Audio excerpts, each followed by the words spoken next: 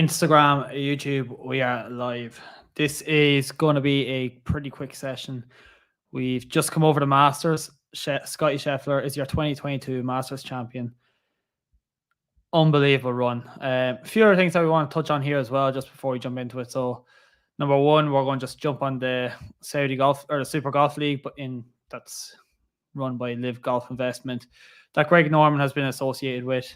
We're going to jump into a little bit of a Masters recap, a little bit of an RBC Heritage preview, and then a little bit about my weekend ahead. So, yeah, it's good. Let me see. So, first things first, today is my birthday. So, in relation to content this weekend, stories, RBC Heritage, I haven't done too much research this week. And number two, I'm heading away for the weekend. So, I'll tell you a little bit about that later, but I won't have too much content on my story on Instagram. So, if you're watching here from Instagram, yeah, don't expect too much.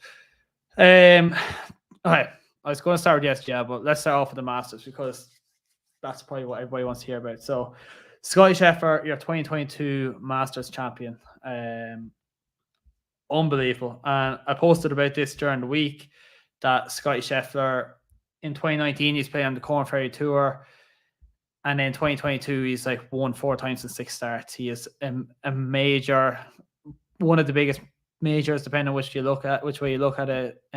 He is the Masters champion, the owner of the green jacket. He has a WGC match play in his back pocket. The Arnold Palmer Invitational is always one of the strongest fields every single year. And he has the Waste Management Phoenix Open. 5 top 10. And this is the thing I was touching on last week a little bit about was Scottie Scheffler, and people were kind of fading Cam Smith. The reason I was fading Cam Smith is because you're coming off a major win where you won a WGC event and you're expecting them to regress and come back to the field a little bit. Scottie Scheffler doesn't do that. And I touched on a little bit last week, but the thing I liked about Scottie Scheffler was he won 6 out of 7 matches at the WGC match play. So he was well able, he has shown his resilience at the WGC match play. And then he comes into the Masters and just puts on a clinic. He scrambled like crazy. The third hole, he chips in on Sunday, and it looks like he's a little bit out of sorts. He chips in on Sunday. He gets up and down on 1 to make par. Wasn't fazed by Cameron Smith because the first hole could have been a 2-shot swing. Just incredible. And the other thing I touched on last week was Scottie Scheffler turns up in the majors. He has 5 top 10s in his last 6 majors, including a win. 3 top 10s in his last 4 WGC events. Just turns up in these really strong fields and competes. He consistently provides top 10s, which we don't see a lot of. So it's unprecedented. It's incredible what he's done. I remember back in 2019, McIlroy went on, was 2019? He had 6 top 6s in 6 consecutive starts. And people said, oh, that's incredible. This man has 4 wins in 6 starts. Just unbelievable. While we're touching on the topic of McIlroy, people are going to be frustrated again this year because he comes out on Sunday and shoots the course record, ties the course record, and people say that's just because he wasn't in contention, which is, I believe, an absolutely very valid point. The thing about McIlroy is he turns up like Masters, and we say it every single year, he just doesn't perform in the first round. The first 1 or 2 rounds, he consistently shoots 1 or 2 bad scores. And to see a player of his caliber have 4 majors and not having won a major since 2014 is just sickening. It's sickening for all the McIlroy fans out there. And it's hard to see. People say that this will give him a lot of confidence, which I do agree with. I genuinely think the shot on 18 gives him a huge amount of confidence. When he needed it most, McIlroy came out, he holds that massive bunker shot. And even though people say he got lucky, to me, that's a moment where he needed to stand up, make something happen. He could have easily made a bogey there. He stood up and he made it happen on the 18th hole at Augusta the other day on Sunday. I think that stands to him a lot going forward, especially going to the Open at St. Andrews in July, where he's had good success previously. And I'm not one to just dwell on one little shot and make it into a big deal or ever feel like one little shot makes you into a superstar or changes their mentality. But for McIlroy, whose issues do tend to be between the ears, I think this makes a massive difference to his confidence going forward. Just to give you a few numbers, like McIlroy has finished in top 10 on 46% of his major starts, and he still only has, that's 24 events he's had major top 10s. He still only has 4 wins. He is it's frustrating. His last 4 Masters Thursdays, 73, 76, 75, 73, compared to his last 3 Masters Sundays, 64, 69, 68. Frustrating. Got a question during the week saying, well, the question was along the lines of Cameron Smith. Does this work wonders for his confidence, or does it knock his confidence? To me, works wonders for his confidence. Like, he's a man coming off the Players Championship. People were asking if he was number 1 in the world. He was number 5 prior to the week in the world, and he comes out and he competes at Augusta again, even hadn't not played for over around a month. He's just such a good scrambler. And this is Scottie Scheffler is the same. Scottie Scheffler will, if he has a bad off day with his irons, he will scramble like crazy, get up and down, and that's what he did on Sunday, and that's what Cameron Smith does as well. He put together one bad swing at 12, which he shoved right. I don't think he was aiming at the flag. I think he just shoved it right, like he did in the 17th at the Players. Made a bad swing in it, didn't get to the hole in the water. Made Scheffler's job a lot easier. But like Cameron Smith just put just to quantify his improvement. It's like his putter has been immense. Like in 2015, 2016, he ranked 108th in strokes gained putting on tour. 2018, 2019, he ranked 59th on 59th in strokes gained putting on tour. This year he ranks 3rd. Like, that's just unbelievable. Patrick Anthony, another missed cut. And I mentioned this last year. His last 10 majors, he's had 2 missed cuts, 2 top 20s. For a man that people said should have been number 1 in the world, to have 2 top 20s in your last 10 major starts, no, not ideal. Shane Lowry. So people are going to be interested in Shane Lowry because the majority of my followers are Irish, especially on Instagram. For you guys over there, Shane Lowry's just been playing great this year. He's averaging like minimum 1.7 strokes gained tee to green over the first 3 months of the year. Like, it's just his ball striking, especially his approach play with his irons, it's been really, really good. So fascinating to see him. And I think he'll have a good chance this year. I think, especially if the wind blows at St. Andrews for Shane Lowry, and we saw it over Friday, Saturday, especially at the Masters, he thrived in the tough conditions. If we see the wind blustering at Augusta or at St. Andrews in July, I think Shane Lowry could be a really good option, and he could have a very, very good chance there with his scrambling technique. Let me see. So that's a little bit about the Masters. So very, very well done to Scottie Scheffler. Incredible. Like I mentioned, 2019 Corn Ferry Tour Player of the Year. 2022, he's probably going to be your PGA Tour Players of the Year. Like, just an incredible rise to the top. And 5 top 10s in his last 6 majors. Like, turns up in the big fields. I think his worst finish in those. Okay. All right. Let's jump on this. Okay. Cullum Lee, who was my manager in my last job, has asked, did I apologize to everybody for getting my picks so wrong? No, I didn't apologize for getting my picks so wrong. I gave my opinion on who was going to play well. Justin Thomas had a horrible Thursday, played well Friday, Saturday.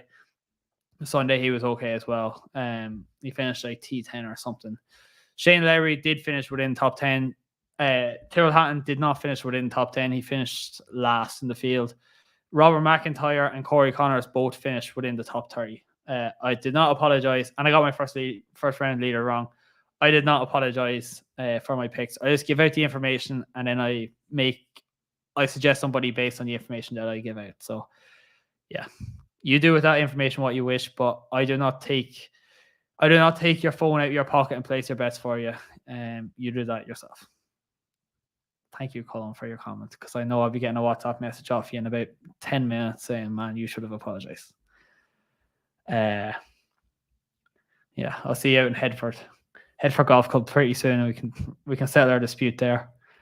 Okay, so that's a little bit about the Masters recap. That was 10 minutes on that. 2 minutes just to touch on the SGL, the Super Golf League that's being run by, that's the CEO, well, funded by Live Golf Investments, CEO Greg Norman, 2-time major champion. So for people who aren't aware, the Saudi Golf League is a concept that popped up maybe 2-3 years ago, maybe even sooner, along with the PGL, the Premier Golf League. The Saudi Golf League is just 48 players, 8 events over a certain amount of months across the world. And the big attraction to the Saudi Golf or the Super Golf League is the money behind it. Like the money is absolutely incredible. 255 million in prize money, apparently.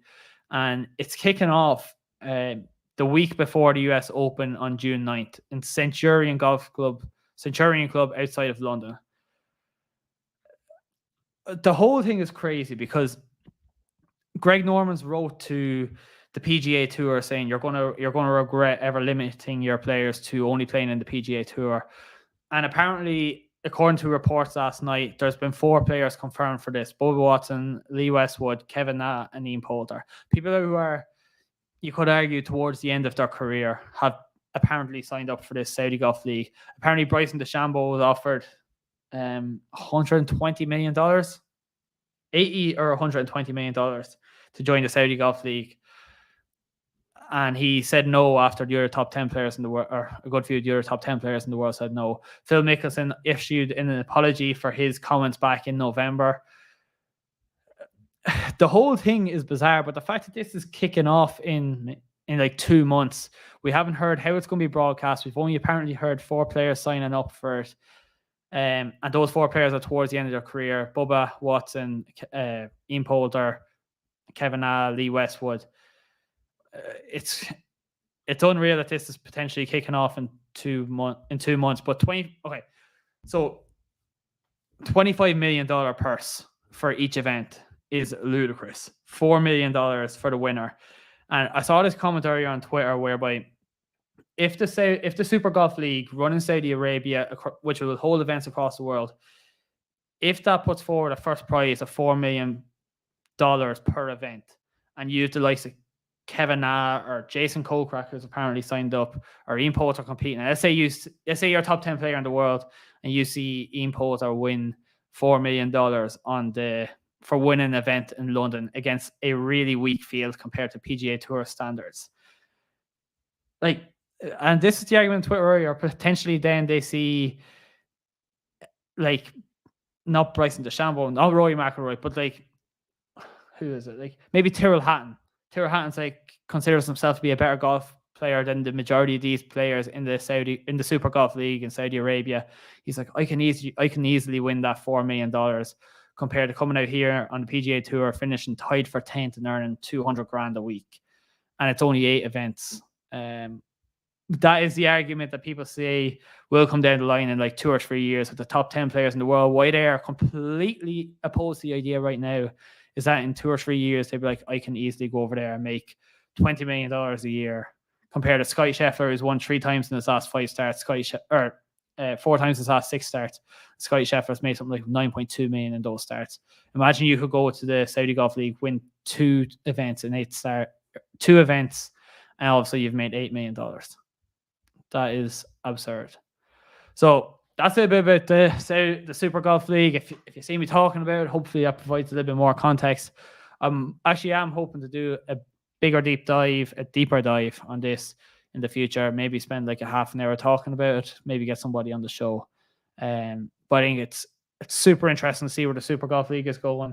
I don't like it. I don't like the concept. I don't like it being held in Saudi Arabia. I don't like the violation against human rights, and I don't like golfers who have made a living on the PGA Tour just dropping it to go and pursue money and coming out with comments that they're growing the game. Like, you're not growing the game. You're going out to make money.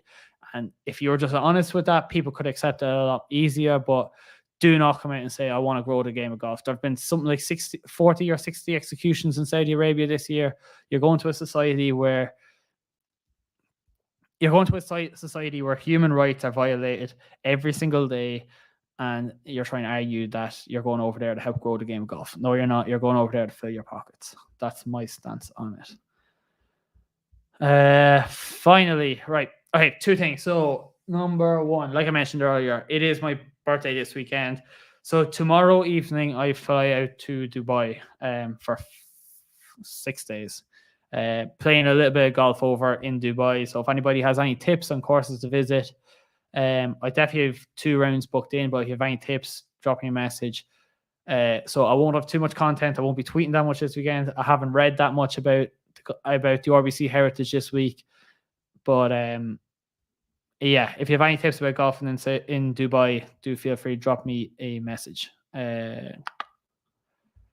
RBC Heritage. So, all right, let me go through this real quick. RBC Heritage. I'll give you what I know, which is very, very little at the moment because I haven't really researched this event. It's not going to be it's not a really long golf course. I want to get the actual stats here of what is valued. So Harbour. So obviously we know the RBC Heritage is held at Harbour Town Golf Links. It's only just under 7,000 yards. Very, very short compared to PGA Tour average. PGA Tour players hit the fairway on average 63% of the time off the fairway. Hit the fairway 63% of the time off the tee. It's above tour average in terms of approach shots from 125 to 200 yards. Plays a lot shorter, like I mentioned. So if you're looking at picking players this week, pick players who are potentially better with their short irons or their wedges in their hands. What am I going to do here?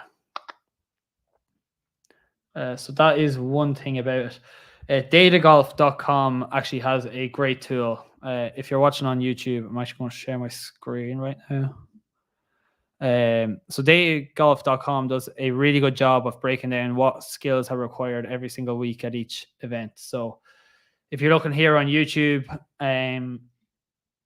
so driving distance, not important this week compared to your typical PGA Tour event. So on your typical PGA Tour event, it's relative, or it's I suppose just way less likely to be a predictor of future success at Harbour Town than a PGA Tour event typically.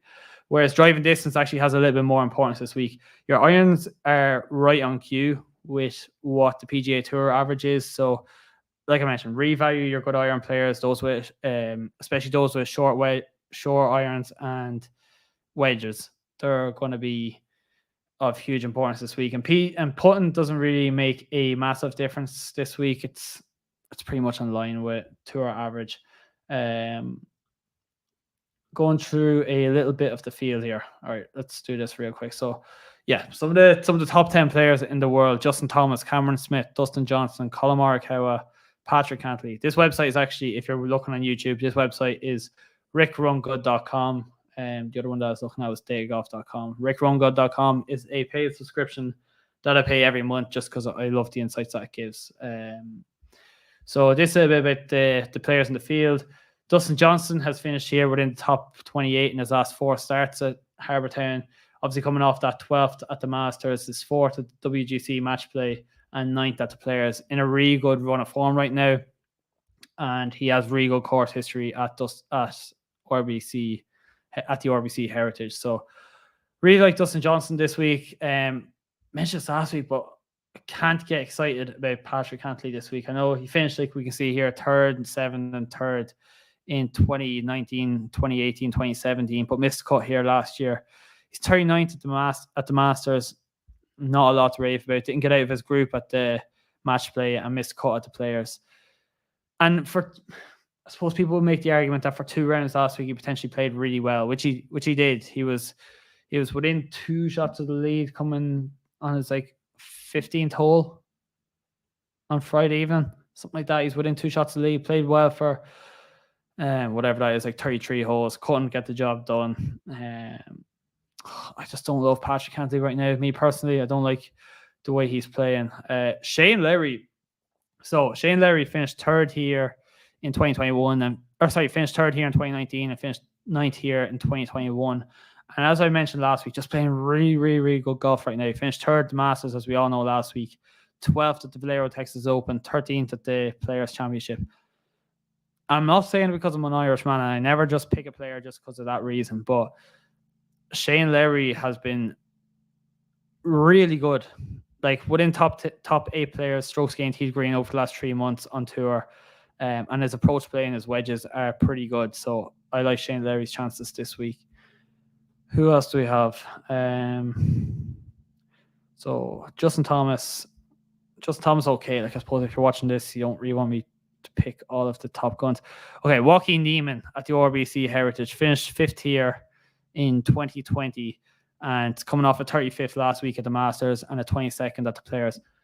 Joaquin Niemann was one of my tips for last week, and I didn't fully tip him because he was playing in the group with Tiger on Thursday and Friday, but I was really impressed with the way he stood up to that task. Like he had the huge following of being in Tiger's group, and he played really well through 36. I can't remember what he was at 54 holes, but through 36 holes last week, he was right at the top of the leaderboard and played really well, faltered away on Sunday. But I like his chances here this week. And the fact that he's finished 5th here in 2020 makes for some really good viewing if you're interested. Okay, Jordan Spieth, who everybody loves. Just don't like Jordan right now. Actually, I really don't like Jordan right now. Like, I really, really don't like Jordan right now. So anybody who watches golf sees Jordan Spieth do these practice rehearsals where he takes to the back, where he takes to the top of his swing on his practice swing and then tries to feel like he's hit a cut. Jordan has always been that player that has hit a baby draw with his driver, and that exaggerated feel, it just looks so unnatural. And he missed cut last week at the Masters, which was his first time ever missing the cut. I don't love Jordan Spieth this week. Drop a message in the chat if you see anybody that you like. I'm only going to be on here for maybe 1 or 2 more minutes. Tyrrell Hatton's in the field this week. So Tyrrell Hatton is a player that people know on Twitter that I absolutely love. He is one of my favorite golfers on tour. He's self-deprecating. He doesn't take himself too serious. He slags himself off. And through two rounds last week, he said in his interview, I'd love to know if anybody had a worse day in the greens than me, because he's just that sort of self-deprecating character. His comments on Sunday at the Masters were a shambles. He called the course a disgrace. He said, you're not rewarded for good shots. He said, you're unfairly punished.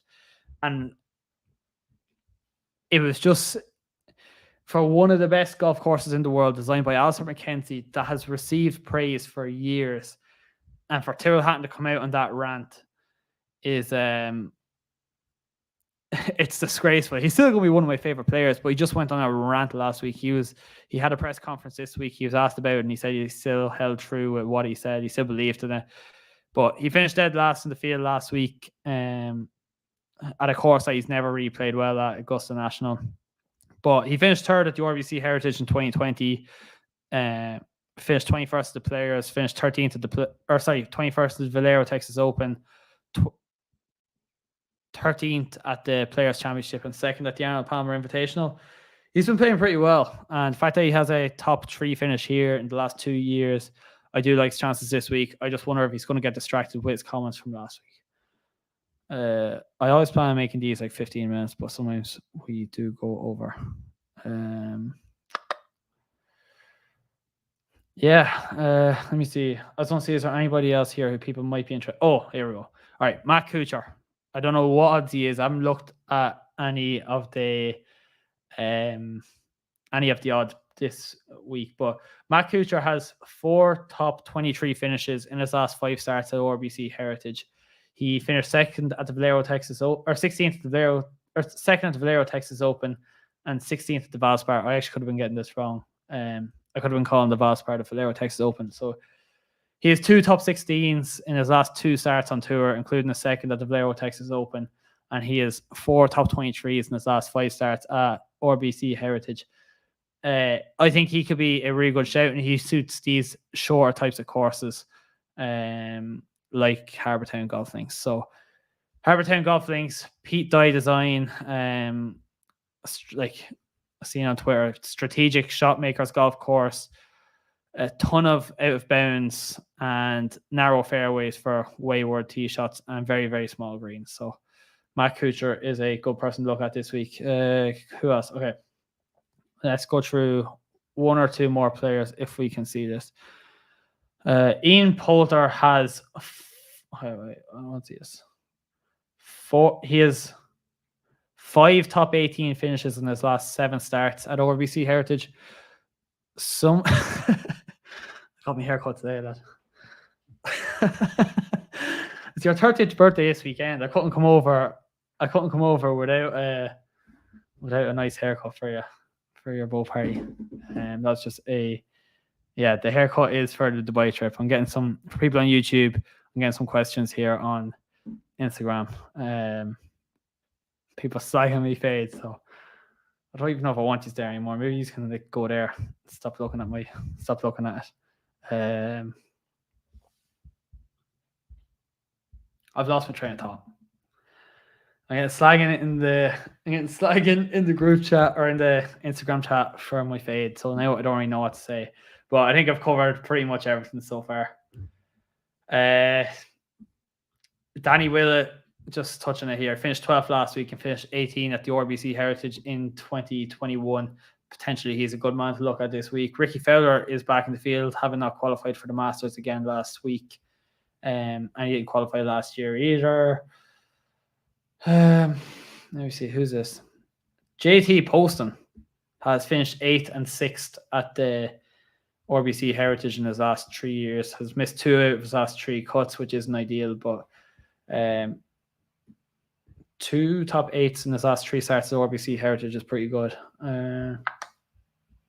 Sweet. That's pretty much it. That's pretty much everything. So yeah, if you follow on YouTube, you'll get to see the screen, see what I look at every single week. And should be a bit of fun this weekend. So well done, Scottie Scheffler. Saudi Golf League peaks its head once again with Kevin Na, Lee Westwood, Ian Poulter, and Bubba Watson apparently signed up, which is kicking off in London in 2 months. Scottie Scheffler, RBC Heritage. Don't ask me for a pick because I haven't done enough research to pick somebody. And yeah, off to Dubai this weekend with a nice fade that everybody has been acknowledging in the group chat. So that's good to see. All right, guys. Thanks very much for joining. Chat again next week.